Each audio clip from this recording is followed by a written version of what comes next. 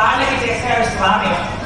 ఆ తర్వాత వరాహావతారం తన యొక్క భార్యను అపహరించినటువంటి హిరణ్యాక్షుడిని సంహరించడానికి వరాహావతారం ఎత్తి భూమిని ఉద్ధరించాడు స్వామి.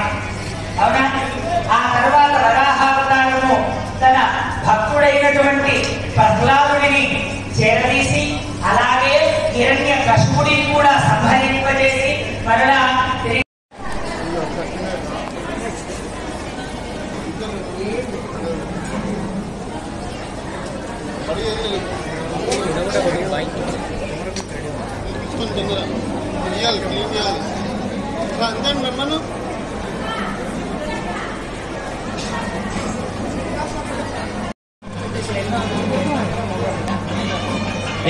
అందరూ బయటికి రావాలండి. అందరూ బయటికి రావాలి త్వరగా.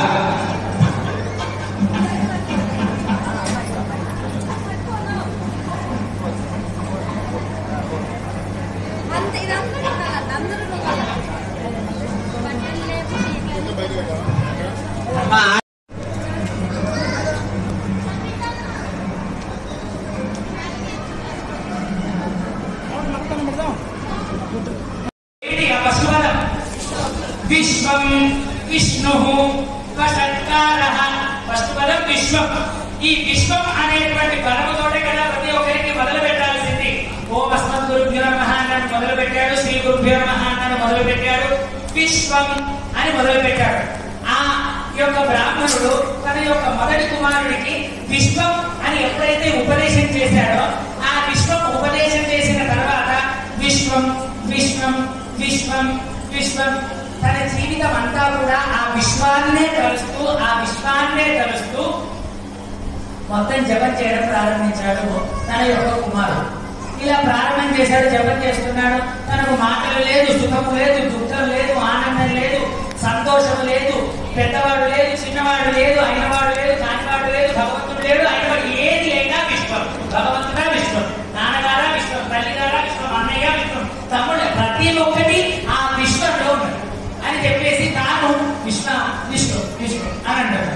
దాని తర్వాత అరే వీడిని ఒక్కడిని కంటే సరిపోదు, మనము మరల ఇంకొకరి సంతానాన్ని కనాలి, పండిత పుత్ర పరమశుద్ధ అన్నట్టుగా నా కడుపులో ఇంత శుద్ధుడా పుట్టే వీడు అని చెప్పేసి మరొక ఇద్దరు కుమారుల్ని కన్నాడు. ఆ బ్రాహ్మణుడు ఇద్దరు కుమారుల్ని కన్నాడు. వాడు ఘనపాటులైపోయారు. ఒకరు కృష్ణుడి మీద ఘనపాటి, ఇంకొకరు ఆ ఋగ్వేద ఘనపాటి అయ్యారు. వాళ్ళందరూ కూడా చక్కగా వేదాన్ని అభ్యసించి లోకాన్ని అన్నిటికీ కూడా జరిగేటువంటి ఇలా కార్యక్రమాలు జరుపుతున్నారు. లోకంలో ఎంతో ధనాన్ని సమకూరుస్తున్నారు, ఎంతో ఆనందంగా జీవిస్తున్నారు. వాళ్ళందరికీ కూడా వివాహం అయింది, సంతానం కలిగింది. పెద్దవాడు మాత్రం విశ్వం ఇలానే అటు సాగుతున్నాడు. అరే ఇలా కాదురా, నీ వల్ల ఇలా ఉంది జరిగింది, నేనంతా కాదు, నువ్వు ఎక్కడికన్నా వెళ్ళిపోయిన ఆయన ఎందుకు తిట్లు తింటావు నాయనగారితో, తమ్ముళ్ళతోటి, వీళ్ళతోటి వెళ్ళిపో నువ్వు ఇంట్లో నుంచి అని చెప్పి తల్లి అన్నాడు. ఒకనాడు విశ్వం అని నవ్వి విశ్వం అని చెప్పేసి అలా బయటికి వెళ్ళిపోయాడంటే అలా అడవిలోకి వెళ్ళిపోతూనే ఉన్నాడు. వెళ్ళిపోయాడు. వెళ్ళిపోగానే ఎప్పుడైతే తాను గడప దాటి ఆ రోజు వెళ్ళిపోయాడో ఆ రోజు నుంచి వాళ్ళ ఇంట్లో వాళ్ళు తన కుమారులు ఎవరైతే ఉన్నారో వాళ్ళ కుమారులు ఇరువురు కూడా అన్ని మాట్లాడుతున్నారు. అమ్మ ఇటు రా అని అంటున్నాడు. పూజ దగ్గరకు ఓం రావట్లేదు, ఆ మంత్రం మాత్రం రావట్లేదు. ఏదైతే మంత్రభాగం భగవంతుడిని కీర్తించాలి అనేటువంటి మంత్రభాగం ఏదైతే ఉన్నదో ఆ మంత్రభాగం తన గొంతుల్లోంచి రావట్లేదు. అన్ని మాటలు అమ్మాయి కూడా మనం పూజ చేసుకున్నాం, ఏమని పూజ చేసుకున్నాం ఆ రావట్లేదు. ఏమని పూజ చేసుకున్నాం, ఏ మంత్రంతో పూజ రావట్లేదు. గొంతులు పోయాయి, ఆ మంత్రం పోయింది. కొన్ని రోజుల తర్వాత వాళ్ళ ఇంట్లో దొంగలు పడి ఉండేటువంటి సమస్త ద్రవ్యములని అంతా సంపదని అంతా కూడా దోచుకొని వెళ్ళిపోయారు. ఇల్లు అంతా కూడా చిందర వందలైపోయింది. ఇటువాడు అటు లేదు, అటువాడు ఇటు లేదు. భార్య పిల్లలు వదిలేసింది, పిల్లల్ని మొగ్గు వదిలేశాడు. అందరూ వదిలేశారు. ఎక్కువ వందల చిందర వందల గందరగోళంగా తయారైపోయింది. తండ్రి ఆలోచించి దీనికి ఏదో ఒక పరిష్కారాన్ని చెయ్యాలి అని చెప్పేసి దీనన్నిటికీ పరిష్కారము ఏదైనా పెద్దలని వెళ్ళి అడుగుదాము అని చెప్పేసి అడవుల్లో ప్రయాణం చేస్తుంటే ఒక ఋషి కనబడితే ఆ ఋషిని వెళ్ళి వేడుకున్నాడు. మనం ఎప్పుడైనా ఒక డాక్టర్ దగ్గరికి వెళ్ళి అడిగారు, ఏమైంది ఆయన నీ సంపత్తి ఏమైంది అని అడిగాడు. అడిగితే ఇగో ఇలా జరిగింది సంగతి అని అంటాం. ఆ ఋషి దగ్గరికి పోయి తాను కూడా ఇగో ఇలా జరిగింది, నాకు దరిద్రం పట్టుకున్నది, ఏమైందో అర్థం కావట్లేదు అని చెప్పేసి తాను చెప్పేశాడు. కానీ ఒక డాక్టర్ దగ్గరికి మనం వెళ్ళి అయ్యా నాకు కడుపు నొప్పి లేస్తుంది అని అన్నాం అనుకోండి, వాడు ఏమంటాడు, రాత్రి నువ్వు ఏమి తిన్నావు, ఎలా పడుతున్నావు, నీ కడుపు నొప్పికి వెనకాల జరిగినటువంటిది ఏమిటి అని తెలుసుకొని, ఆహా ఇది తిన్నావా, ఇలా పడుకున్నావా, ఎక్కడ ఎలా ఏ ప్రాంతంలో ఉన్నావు, ఇవన్నిటినీ టాలీ చేసుకొని, ఆహా వీడు రాత్రి అరగకూడనటువంటి పదార్థము తినడం వల్ల, చల్లని ప్రాంతంలో ఉండడం వల్ల, తన లోపల జఠరానికి లేకపోవడం వల్ల తాను అరగకుండా కడుపు నొప్పి లేచింది, కాబట్టి నాయన నువ్వు 4 సార్లు అటు తిరుగుతూ నడుపు, సాయంత్రం కల్లా తగ్గుతుంది అనేటువంటి వృత్తాంతాన్ని చెప్తాను, ఏదో క్రమంలో రాసింది. అలాగే ఒక ఋషి దగ్గరికి వెళ్ళినప్పుడు నాకు ఏం జరిగిందో తెలిసిన దానికంటే ముందుగా నాకు ఏమి అడుగుతాడు అని అంటే, నీ పుట్టుపూర్వత్రాలు ఏమిటి, నీకు ఈ దుర్గతి రావడానికి గల కారణం ఏమిటి అనేటువంటి చెప్పాలి అని అంటే, నీ తండ్రి గారు ఏం చేసేటువంటి వాళ్ళు, నీ తాతగారు ఏం చేసేటువంటి వాళ్ళు, నీకు ఎంతమంది సంతానము, వాళ్ళు ఎటువంటి వేద విద్యని అభ్యాసం చేశారు, వాళ్ళకి ఎంతమంది పుత్రులు, వాళ్ళకి అంగవైకల్యం ఏమన్నా కలగదా, వాళ్ళ బుద్ధి ఎటువంటిది, ఇవన్నీ తెలుసు. ఎందుకు గెలిచాడు ఇందులో అంతరార్థం నీకు అర్థమైందా? ఎప్పుడైనా సరే భగవంతుణ్ణి పట్టుకోవడానికంటే భగవద్భక్తుణ్ణి పట్టుకుంటే మనకు కావలసినటువంటి కోరికలు కానీ, మనకు కావలసినటువంటి పనులు కానీ అన్నీ కూడా నెరవేరుతాయి. అలాగే రాజకీయ నాయకుడి దగ్గరికి డైరెక్ట్ గా వెళ్ళి ఆయనని ఆనందపడతాను, నేను నాకు 100 కోట్లు ఉన్నాయి స్వామి, నీకు కిరీటం చేసి పెడతా, నీకు కర్ణాభరణాలు చేసి పెడతా, నీకు శక్తి చక్రాలు చేసి, ఇవన్నీ వాడికి కావాలా? నీకు భక్తి లేకపోతే నీ దగ్గర డబ్బుంది, నా ప్రేమ నన్ను నువ్వు గుర్తించలేకపోతున్నావని చెప్పేసి తన కొడుకు అంగవైకల్యుడు, తన కొడుకు మతిస్థితిగా లేనటువంటి వాడు, వాడికి ఆనందపరిచి ఆ ప్రేమను వీలు పొందడం ద్వారా వీళ్ళకు కావలసినటువంటి మనసులో ఉండేటువంటి కోరిక వీడు చెప్పుకోకపోతే అక్కడ నెరవేరిపోయింది. అలాగే భగవంతుని పట్టుకోవడం కంటే, భగవద్భక్తులని పట్టుకోవడం కంటే మన లోపల ఉండేటువంటి మానసిక రుగ్మతలు, మానసిక కోరికలన్నిటినీ కూడా నెరవేర్చుకోగలం. అలాగే ఈ విశ్వం అనేటువంటి దానికి అర్థం రాయడానికి, ఈ విశ్వంలో ఉండేటువంటి రహస్యాన్ని తెలుసుకోవడానికి, ఈ విశ్వంలో ఎంత దాగి ఉన్నదో తెలుసుకోవడానికి వేదవ్యాస భగవానుడు ఇంతమంది దర్శించినటువంటి విష్ణు సహస్రనామాన్ని అంతా కూడా దగ్గరికి చేర్చాడు. ఆ చేర్చి తన శిష్యుడైనటువంటి భీష్ముడికి ఉపదేశం చేశాడు. భీష్ముడు కేవలం విష్ణు సహస్రనామ అనుష్ఠానాన్ని మాత్రమే చేసి అంత గొప్పవాడయ్యాడు. ప్రహ్లాద నారద పరాశర పుండరీకం వ్యాసాంబరీష శుభ శౌనక భీష్మరాధ్యాన్ రుక్మాంగలార్జున వశిష్ఠ విభీషణాదీన్ పుణ్యానిమాన్ పరమ భాగవతాన్ స్మరామి. వీళ్ళందరూ కూడా పరమ భాగవతోత్తములు.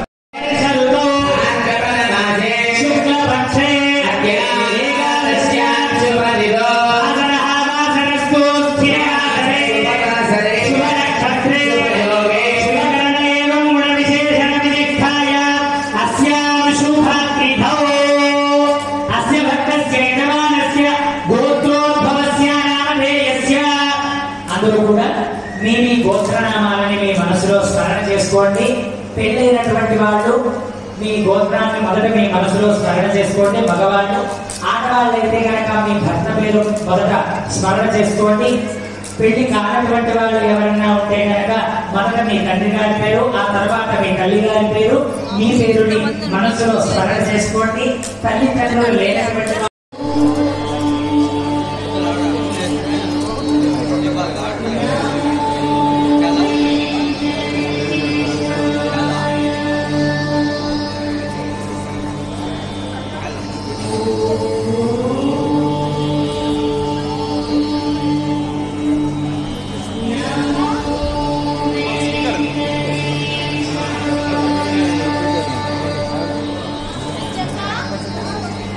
Oh